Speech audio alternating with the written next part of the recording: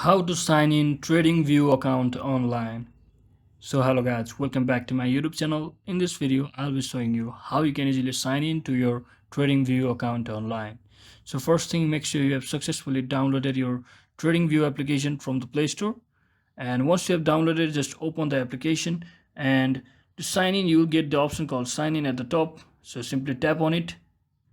Once you tap on it, you'll get this screen where you can either sign in with your Google account or Facebook account or Twitter or LinkedIn or Yahoo or your Apple ID as well, or your email as well.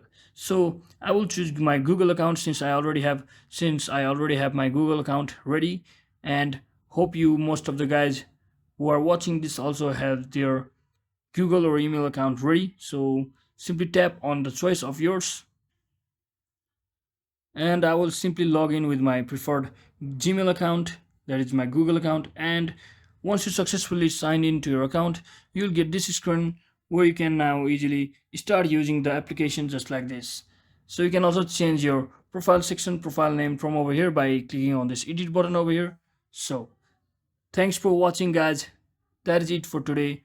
Hope this video was helpful. If it was, don't forget to like and subscribe to the channel. See you on the next one.